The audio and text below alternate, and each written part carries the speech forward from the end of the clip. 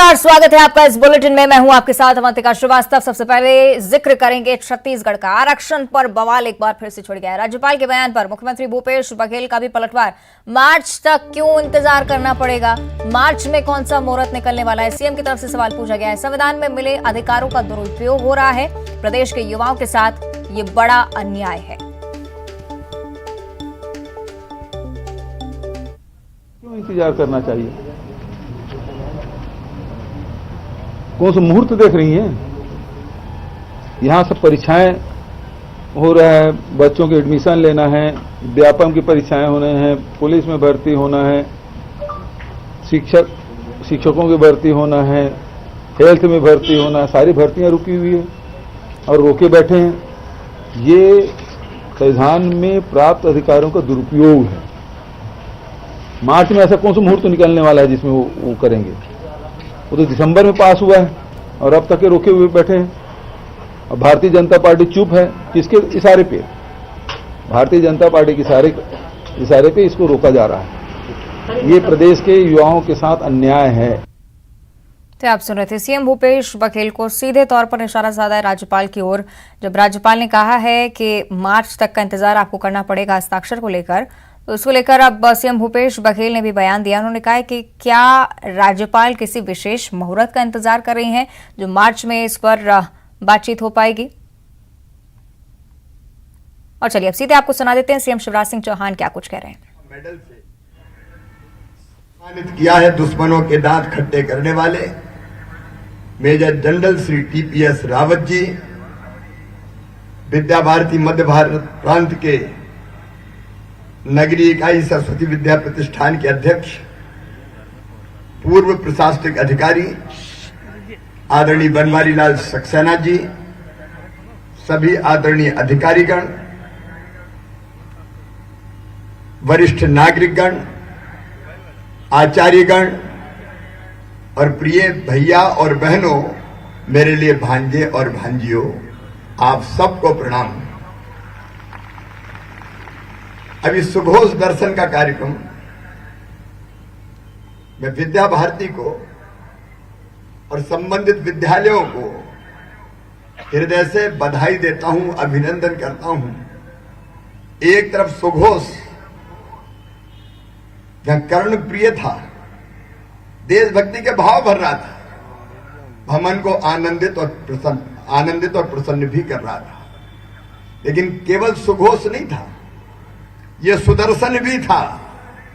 ओम की रचना, स्वस्तिक की रचना, सुघोष दर्शन 2023 की रचना ऐसी अद्भुत की बच्चों ने कि सचमुच में मन आनंद और प्रसन्नता से भर गया। मैं सभी हमारे भैया बहनों को भी बधाई देता हूं, आचार्य गणों को भी प्रणाम करता हूं। लेकिन आज नेताजी सुभाष चंद्र बोस की जयंती है। हम सब जानते हैं अंग्रेजों ने कोई चांदी की तस्तरी में रख के भारत को आजादी भेंट नहीं की थी। हजारों क्रांतिकारियों ने अपने खून की अंतिम बूंद दी थी। कई ऐसे थे जिन्हें अंडमान और निकोबार के जेलों में कोलू और चक्की पीसते हुए अपनी जिंदगी पूरी गुजार दी थी। और कई ऐसे थे जिन्हें खोल दिए थे अपने सीने अंग्रेजी संगीनों के सामने और अपने गर्म गाढ़े और लाल रंग से भारत भूमि को पवित्र किया था, रंगा था। तब देश को आजादी मिली थी। आज कहते हो कई बार तकलीफ होती है कि आजादी के बाद लंबे कालखंड तक ऐसे शहीदों के योगदान को स्मरण नहीं किया गया। मैं विद्या भारती को बधाई देता हूं कि आज नेताजी सुभाष चंद्र बोस की जयंती पर आजादी के अमृत काल में सुघोष दर्शन के इस कार्यक्रम का आयोजन किया गया। सचमुच में भुला दिए गए थे। केवल एक परिवार को, एक खानदान को प्रतिष्ठित करने का काम आजादी के नाम पर हुआ था। उस जमाने में भुला दिए गई थी महारानी लक्ष्मीबाई, नाना साहब पेशवा, तात्या टोपे, अमर शहीद कुंवर सिंह, लाला हरदयाल, राज बिहारी बोस, मदन लाल धिंगरा, खुदीराम बोस, दुर्गा भाभी, अशफाकुल्ला खान, सुखदेव, राजगुरु, शहीद आजम सरदार भगत सिंह, चंद्रशेखर आजाद, स्वतंत्र वीर सावरकर और अमर क्रांतिकारी नेताजी सुभाष चंद्र बोस, जिनने कहा था तुम मुझे खून दो मैं तुम्हें, तुम मुझे खून दो मैं तुम्हें आजादी दूंगा। विदेशों में भी जाके आजाद हिंद फौज बनाई और लड़े भारत की आजादी के लिए। और भारत की धरती पर स्वतंत्र भारत में अगर सबसे पहले लड़ते हुए आजाद हिंद फौज ने तिरंगा गड़ाया था नेताजी सुभाष चंद्र बोस की प्रेरणा से पवित्र भारत की धरती पर। और नेताजी के चरणों में बारंबार प्रणाम। कर्तव्य पथ पर मैं प्रधानमंत्री जी को भी धन्यवाद दूंगा कि उन्होंने नेताजी सुभाष चंद्र बोस की प्रतिमा स्थापित करके उनका ऋण उतारने का प्रयास किया है। पूजे न गए शहीद, पूजे न गए शहीद, तो फिर ये मंत्र कौन अपनाएगा? तोपों के मुंह से कौन अकड़, छाती अपनी अड़ाएगा, चूमेगा फंदे कौन, चूमेगा फंदे कौन, गोलियां कौन बख्श पे खाएगा, अपने हाथों अपने मस्तक फिर आगे कौन बढ़ाएगा। पूजे न गए ये वीर तो फिर ये बीज कहां से आएगा, धरती को मां कहकर माटी माथे से कौन लगाएगा। और इसलिए नेताजी को आज सुघोष दर्शन के माध्यम से श्रद्धांजलि अर्पित की गई है। शिक्षा के 3 उद्देश्य होते हैं, एक ज्ञान देना, दूसरा कौशल देना और तीसरा नागरिकता के संस्कार देना। मैं प्रसन्नता के साथ ही कह रहा हूं, विद्या भारती अपने प्रारंभ काल से ही इन तीनों उद्देश्यों को पूरा करने का काम कर रही है। केवल रटंत विद्या नहीं, सही ज्ञान देना, इतिहास का भी, विज्ञान का भी, भाषा का भी, भूगोल का भी, इतिहास को भी ढंग से पढ़ाने की कोशिश करना विद्या भारती ने प्रारंभ से ही किया है। और कौशल देने का मतलब, एक कौशल तो हम आज देख ही रहे हैं, सुघोष दर्शन के रूप में विद्यार्थियों के बच्चों के अंदर जो प्रतिभा है उसका ठीक से प्रकटीकरण कौशल के रूप में भी हो। और नागरिकता के संस्कार, मुझे कहते हुए गर्व है कि विद्या भारती सरस्वती शिशु मंदिर से निकले हुए हमारे बेटा बेटियां देशभक्त होते हैं, चरित्रवान होते हैं, ईमानदार होते हैं, कर्मठ होते हैं, परिश्रमी होते हैं। और जैसा कि अभी आदरणीय गोविंद जी बता रहे थे, तो वो ऐसे भी होते हैं कि जरूरत पड़े तो सैनिक बनकर चीन की सीमाओं पर दुश्मन के दांत खट्टा करने के लिए अपना सर्वस्व न्योछावर करने का भी काम करते हैं। देशभक्ति की इस भावना के लिए, भावना के प्रचार प्रसार के लिए विद्या भारती को, आचार्य गणों को बारंबार प्रणाम। देखिए, भारत अत्यंत प्राचीन और महान राष्ट्र है, अत्यंत प्राचीन और महान राष्ट्र। हमारी अपने जीवन मूल्य, परंपराएं, महापुरुष, ये देश वो देश था जहां कभी ज्ञान प्राप्त करने तक्षशिला और नालंदा के विश्वविद्यालयों में कई देशों के विद्यार्थी आया करते थे। उस परंपरा को पुनर्जीवित किया फिर से विद्या भारती ने, और सचमुच में ऐसे विद्यार्थी तैयार कर रही है जो केवल देश के लिए नहीं, दुनिया के लिए भी उपयोगी होंगे। कई बार तो मुख्यमंत्री के नाते मैं कह रहा हूं, शिक्षा कैसी दी जाए सरकारी, तो हम विद्या भारती से प्रेरणा प्राप्त करते हैं, उनसे सीखते हैं, उनसे पूछते हैं कि और हम व्यवहारिक शिक्षा देने के लिए, बेहतर शिक्षा देने के लिए हम और कैसे काम करें। मुझे खुशी है कि राष्ट्रभाषा, अपनी भाषा में शिक्षा, मध्य प्रदेश अगर है, मध्य भारत अगर है तो हिंदी में भाषा। एक और गलत काम हुआ अपने देश में, मैं तो उसको अपराधी कहूंगा, अंग्रेजी का आधिपत्य। आजादी के बाद तत्कालीन सत्ताधीशों ने ऐसा स्थापित कर दिया कि अंग्रेजी के बिना कुछ हो ही नहीं सकता। अंग्रेजी कैरियर की भाषा बन गई, अंग्रेजी गर्व की भाषा बन गई। अंग्रेज चले गए लेकिन अंग्रेजी हम पे लाद दी गई। अंग्रेजी के बिना कुछ हो नहीं सकता। उसने जगह जगह अंग्रेजी माध्यम के स्कूल खुल गए। अंग्रेजी पढ़ाओ, नहीं तो बच्चों का भविष्य नहीं बनेगा। आज मैं खुल के ये कहना चाहता हूं, विद्या भारती के इस मंच से कहना चाहता हूं, भाषा का और विद्वता का, बुद्धि का कोई संबंध नहीं है। कोई अंग्रेजी जानने वाले ही बहुत विद्वान है, ये बिल्कुल सही नहीं है। ज्ञान का सही प्रकटीकरण होता है अपनी मातृभाषा में, अपनी भाषा में। और विद्या भारती ने यह किया है, अपनी भाषा में शिक्षा देने का काम। अंग्रेजी काहे को लाते हो भाई? मुझे तो कई बार मन में अफसोस होता है, जगह जगह अंग्रेजी बोलना गर्व का विषय है। अगर मिले तो hello, hi, how do you do, चाहे डू के अलावा अंग्रेजी आती हो चाहे नहीं आती है, इंप्रेशन पड़ता है बोले अंग्रेजी बोलने से। ये बिल्कुल बेकार की बात है। अब नई शिक्षा नीति में यह तय किया गया है कि मातृभाषा में शिक्षा दी जाएगी। और मैं भैया बहनों को यह बताना चाहता हूं, मध्य प्रदेश में हमने फैसला किया है, क्योंकि कई बार जो बड़े बड़े लोगों के बेटे बेटियां थे वो डॉक्टर बने, इंजीनियर बने, बड़े पदों पर पहुंचे केवल भाषा के कारण। लेकिन मध्य प्रदेश की धरती पर अब हमने यह तय किया है कि मेडिकल की और इंजीनियरिंग की शिक्षा भी अब हिंदी में दी जाएगी, हिंदी में अपनी मातृभाषा में दी जाएगी। मैं आपको एक सच्ची घटना सुनाता हूं। एक बच्चे का मेडिकल कॉलेज में एडमिशन हुआ, 1 साल में पढ़ाई छोड़ दी। मैंने उससे पूछा तुमने छोड़ क्यों दी? तो उसने कहा मामा क्या करें, हम तो हिंदी में पढ़े थे, क्लासरूम में कक्षा में जाते थे तो अंग्रेजी की गिटर पिटर पल्ले ही नहीं पड़ती थी, तो हमने छोड़ दी। अब भाषा के कारण किसी बच्चे को पढ़ाई छोड़नी नहीं पड़ेगी। एक शिक्षा का और पक्ष है नैतिक शिक्षा और आध्यात्मिक शिक्षा, जैसा आदरणीय गोविंद चंद्र महंत जी कह रहे थे। नैतिक शिक्षा साविद्या या विमुक्त आदि गुरु शंकराचार्य जी महाराज ने कहा, शिक्षा वो जो मनुष्य को मनुष्य बना दे। स्वामी विवेकानंद जी ने कहा नैतिक शिक्षा भी जरूरी है, मनुष्य मनुष्य तो बने पढ़ने के बाद, पर वो नैतिक शिक्षा विद्या भारती देती है। मुझे कहती है दुख होता है कि कुछ लोग इस देश में आज भी ऐसे हैं जिनको हमारी संस्कृति। तो भोपाल से तस्वीर आपको दिखा रहे थे, सीएम शिवराज सिंह चौहान संबोधित कर रहे थे। आइए अब बात करेंगे निकाय चुनाव की। निकायों की काउंटिंग लगातार जारी है। न्यूज 18 पर सबसे तेज नतीजे आप देख पा रहे हैं। नगर पालिका बड़वानी की अब बात कर लेते हैं। बीजेपी 14 सीटों पर, कांग्रेस 10 पर। नगर पालिका राघवगढ़ बीजेपी 8 पर, क्योंकि कांग्रेस का गढ़ है, और कांग्रेस 15 सीटों पर, अन्य के खाते में भी 1 सीट।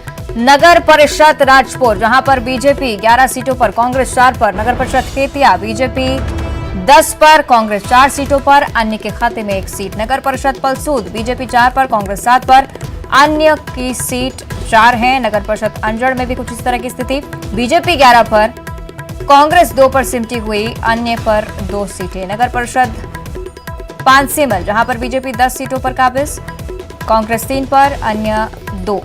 नगर पालिका सेंधवा बीजेपी 19, कांग्रेस 5। नगर परिषद सरदारपुर, जहां बीजेपी 6 सीटों पर, लेकिन कांग्रेस कड़ी टक्कर देती हुई 9 सीटों पर। अलग अलग क्षेत्रों की स्थिति आपको बता रहे हैं।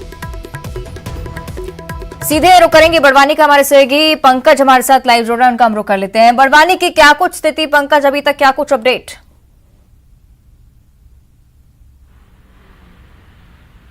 जी अवंतिका, जिस हिसाब से परिणाम आए हैं उससे तो स्पष्ट स्थिति हो गई है कि जिस तरीके से भाजपा को बहुमत मिला है, इसे प्रचंड बहुमत कह सकते हैं। यहाँ पर ज़्यादा से ज़्यादा जो पार्षद है वो भाजपा की जीते, और कांग्रेस को जो उम्मीद थी कि इस बार कांग्रेस चुनाव में जीत करके और एक बार फिर से नगरीय निकाय पे कब्जा करेगी, लेकिन ऐसा हो नहीं पाया, क्योंकि जो कांग्रेस के जो दिग्गज नेता थे, पूर्व गृह मंत्री बाला बच्चन है, उन्हीं के विधानसभा क्षेत्र में राजपुर में बीजेपी को जो है ज़्यादा से ज़्यादा बहुमत लेकर के वार्ड के पार्षद जीत करके सामने आए। इन सारी चीज़ों से साफ हो गया है कि सभी नगर परिषदों में भाजपा के ही अध्यक्ष बैठेंगे और परिषद जो है भाजपा की ही बनने वाली है। इसमें एक जो बड़ा रोचक परिणाम आया है वो पलसूद का है, जहां पर 4 निर्दलीय और 4 भाजपा के जीत करके आए हैं। वहां पर 7 कांग्रेस के वार्ड पार्षदों को जीत मिली है, लेकिन एक जो पशुपालन मंत्री मध्य प्रदेश शासन के हैं, उनकी बेटी है रमा वास्कले, उसको वहां से हार का सामना करना पड़ा है। जहां की पशुपालन मंत्री प्रेम सिंह पटेल और जिला अध्यक्ष ओम सोनी ने भी प्रचार प्रसार किया था, लेकिन इसके बाद भी जनता ने उन्हें नकारा है, क्योंकि वो लगातार पिछले 3 बार से पलसूद में अध्यक्ष पद पर काबिज थी। अवंतिका, बिल्कुल, बड़ी बात ये भी जिसका पंकज आप जिक्र कर रहे हैं कि थोड़ा सा मुश्किल होगा कांग्रेस के लिए यहाँ पर आगे बढ़ना, और जिस तरह से हम सुबह से इस बारे में भी चर्चा कर रहे हैं कि विधानसभा चुनाव के मद्देनजर बहुत महत्वपूर्ण ये चुनाव माने जाते हैं। बड़ी बात यह भी कि कांग्रेस को अब स्थानीय स्तर पर ज्यादा मशक्कत की कोशिश बने रहेगा। आप हमारे साथ पंकज लगातार अपडेट पहुंचाते रहेगा। बड़वानी की स्थिति हमें इस सहयोगी पंकज बता रहे थे, जहां पर बीजेपी के ही पार्षद ज्यादा है संख्या में और माना जा रहा है कि इसी तरह की स्थिति अलग अलग क्षेत्रों की भी। चलिए, राजनीतिक पार्टियां इस नतीजों को लेकर क्या कुछ सोचती हैं, इस बारे में विस्तार से चर्चा करेंगे। हमारे साथ बीजेपी नेता राकेश शर्मा जी जुड़ रहे हैं। राकेश जी, बहुत स्वागत करती हूं आपका न्यूज 18 पर। जितने भी अभी नतीजे सामने आए हैं, खासतौर पर अगर राघोगढ़ को छोड़कर अन्य क्षेत्रों की बात की जाए, बीजेपी काबिज नजर आती है। क्या लगता है विधानसभा चुनाव में भी कुछ यही स्थिति हो सकती है? देखिए, आज जो परिणाम आ रहे हैं, कहीं ना कहीं ये पहले से तय था कि भारतीय जनता पार्टी के उम्मीदवार जीतेंगे। पर ये आप देखिए कि 2 दिन से लगातार मैं चैनलों पर बैठ रहा हूं, तो इस परिणाम के बारे में जब चर्चा होती थी तो जो राजनीतिक विश्लेषक थे या वरिष्ठ पत्रकार थे वो कहते थे कि ये विधानसभा का सेमीफाइनल है, इस रिजल्ट का असर पूरे प्रदेश में जाएगा और इस रिजल्ट के बाद ये स्थिति क्लियर हो जाएगी कि किसकी सरकार बनेगी। मैं आपकी बात से सहमत हूँ कि कहीं ना कहीं ये विधानसभा का पहले का परिणाम है और जनता क्या चाहती है वो इससे नजर आ रहा है, क्योंकि अब विधानसभा चुनाव में भी ज़्यादा समय नहीं बचा है। मध्य प्रदेश में भारतीय जनता पार्टी हर चुनाव को बड़ी गंभीरता से लेती है। आपने देखा कि मध्य प्रदेश के मुख्यमंत्री विकास पुरुष भगवान के वरदान शिवराज सिंह चौहान लगातार प्रचार करने के लिए इन चुनाव में गए थे। कांग्रेस का कोई नेता कहीं नज़र नहीं आया, किसी बड़े नेता की कोई सभा नहीं हुई। तो मुझे लगता है कि कांग्रेस अब इसके बाद ये कहेगी कि साहब प्रशासनिक व्यवस्था का दुरुपयोग कर लिया गया, मतदान में जबरदस्ती की गई। ये बयान 4 दिन पहले से ही नेता प्रतिपक्ष के आने लगे थे। आप ये पूछिए कांग्रेस के नेता से कि नेता प्रतिपक्ष हो या कमलनाथ हो या कांग्रेस के वरिष्ठ नेता हो, वो प्रचार करने की हिम्मत क्यों नहीं जुटा पाए, क्यों नहीं प्रचार करने के लिए एक भी जगह पहुंचे। कांग्रेस के एक आदिवासी बड़े नेता हैं बाला बच्चन, जिनका प्रदेश अध्यक्ष में नाम चलता है, नेता प्रतिपक्ष में नाम चलता है। उन्हीं के क्षेत्र में राजपुर में कांग्रेस की दुर्गति हो गई, उनकी विधानसभा है बाला बच्चन जी की, और वहां पे कांग्रेस हार गई है। तो जनता ने यह तय कर लिया है कि जो कमलनाथ की काट की हांडी है वो उसको नहीं चढ़ाएंगे, और इसलिए आप देखिए कि ऐतिहासिक रूप से भारतीय जनता पार्टी के उम्मीदवार जीत रहे हैं और भारी बहुमत से उम्मीदवार हमारे जीत रहे हैं। राकेश जी, राघोगढ़ के लिए क्या कहेंगे? थोड़ी सी मशक्कत की जरूरत बीजेपी को वहां पर? देखिए, निश्चित रूप से आने वाले समय में जो परिणाम आए हैं उसके बारे में भारतीय जनता पार्टी का नेतृत्व समीक्षा करता है। जहां हमें सफलता मिली है वहां पे भी हम बात करेंगे कि वहां हमें सफलता मिली, कितने वोट मिले, कितने कम वोट मिले, कितने हमारे उम्मीदवार जीते हारे, उसके बारे में पूरा विस्तृत रूप से भारतीय जनता पार्टी का नेतृत्व बात करता है। और जहां हमें सफलता नहीं मिली वहां के लिए तो निश्चित रूप से एक नई प्लानिंग करके हम विधानसभा चुनाव में उतरेंगे। आप देखिए कि राघोगढ़ की जहां की आप बात कर रही हैं, चाहे दिग्विजय सिंह जी के बेटे हों या लक्ष्मण सिंह हो जो कांग्रेस के विधायक और प्रदेश के उपाध्यक्ष हों, वो परमानेंट वहां डेरा डाल के बैठे हुए थे। तो अगर आज आपका क्षेत्र है और उसके बाद आप डेरा डाल के बैठे हैं तो ये कहीं ना कहीं ये तो सिद्ध हो रहा है कि कहीं ना कहीं आप में घबराहट है। उसके बाद भी हमारे 8 पार्षद जीते, एक निर्दलीय पार्षद जीता, 9 स्थानों पर अन्य लोग जीते हैं, कांग्रेस के लोग नहीं जीत पाए। निश्चित तौर पर। और ओवरऑल अगर राकेश जी जिस तरह से चर्चा की जा रही है, नगर निगमों की बात की जाए, नगर पालिका, नगर पार्षद की बात की जाए, अगर परिषद की बात की जाए, तो लगातार हम देख रहे हैं कि बीजेपी का वही कहीं ना कहीं दबदबा बरकरार सा नजर आता है। लेकिन कुछ प्रमुख क्षेत्र हैं जिनको लेकर कांग्रेस को मौका मिल जाता है आपकी पार्टी को काउंटर करने के लिए। ग्वालियर मुरैना की पिछले दिनों बहुत बात हुई क्योंकि ज्योतिरादित्य सिंधिया की जरूरत नहीं है, कांग्रेस को साफ तौर पर उन्होंने कह दिया था। लेकिन क्या आपको लगता है कि जमीनी स्तर पर कार्यकर्ताओं को और ज्यादा मशक्कत की जरूरत है इस तरह के क्षेत्रों में? देखिए, आप बहुत लंबे समय से एंकर के रूप में काम कर रही हैं, आपने बहुत करीबी से राजनीतिक दलों की गतिविधियों को देखा। भारतीय जनता पार्टी का जो बूथ का काम है उसको हम लगातार कर रहे हैं। पहले आपने देखा कि हमने पूरे बूथों को अपने मोबाइल सिस्टम से जोड़ा है कि एक क्लिक पे सीधे हमारा मैसेज पूरे बूथों तक पहुंच जाता है। हमारे चाहे माननीय मुख्यमंत्री हों या प्रदेश अध्यक्ष जी हों, संगठन महामंत्री हों, वो ऑडियो ब्रिज से सीधे हमारे हर 64,100 बूथों पर सीधे बात कर लेते हैं। तो भारतीय जनता पार्टी के बड़े नेताओं का प्रवास का कार्यक्रम भी लगातार बूथों पे चल रहा है। इससे पूर्व में माननीय मुख्यमंत्री शिवराज सिंह चौहान बूथ पे गए थे, माननीय सिंधिया जी बूथ पे गए थे, माननीय वीडी शर्मा जी लगातार प्रवास कर रहे हैं, माननीय वीडी शर्मा जी लगातार बूथों की बैठक ले रहे हैं। आप देखिए कि अभी जो 27 तारीख को पूरे मध्य प्रदेश की बूथों की बैठक हमारे ली जाएगी, उसमें एक ना एक बड़ा नेता वहां पे बूथों पर पहुंचेगा। मुझे लगता है कि भारतीय जनता पार्टी का जो संगठन है उसको और कैसे मजबूत किया जाए, हमारे बूथों को और कैसे मजबूत किया जाए, उसके लिए निरंतर प्रयास किए जा रहे हैं। मुझे एक बात पर आश्चर्य होता है कि माननीय कमलनाथ जी आजकल तोप और तमंचों की उपाधियां बांट रहे हैं। कमलनाथ जी ये बताएं ना कि मध्य प्रदेश में कमलनाथ जी प्रदेश अध्यक्ष थे, कमलनाथ जी मुख्यमंत्री थे, उसके बाद अगर सरकार कांग्रेस की चली गई, कांग्रेस कहती हमारे विधायक बिक गए या हमारे विधायक इधर से उधर चले गए। भैया उसके बाद 28 स्थानों पर चुनाव हुआ था, वो 28 स्थान जो सरकार के भाग्य और भविष्य का फैसला करने वाले थे, उसमें जनता ने नकार दिया आपको। तो कमलनाथ जी को तो इस्तीफा दे देना चाहिए था तुरंत। और उसके बाद अभी 6 स्थानों पे छिंदवाड़ा में चुनाव हुए थे। छिंदवाड़ा मॉडल की बात पूरे कांग्रेस के नेता पूरे मध्य प्रदेश में करते हैं कि हम छिंदवाड़ा मॉडल को लेकर चुनाव में प्रचार में जाएंगे, और 6 स्थानों पे चुनाव होते हैं और उसमें से 4 स्थान पे कांग्रेस पार्टी हार जाती है। तो जब छिंदवाड़ा में ही कमलनाथ को नकार दिया, वहां के जो पूरे समय छिंदवाड़ा में पाए जाने वाले कमलनाथ जी, उनको प्रदेश की जनता में अब ये मॉडल लेके किस मुंह से जाएंगे कमलनाथ जी? मुझे लगता है आप कहते हैं जो कहावत है ना कि जिनके घर कांच के होते हैं वो दूसरों के घरों में पत्थर नहीं फेंकते।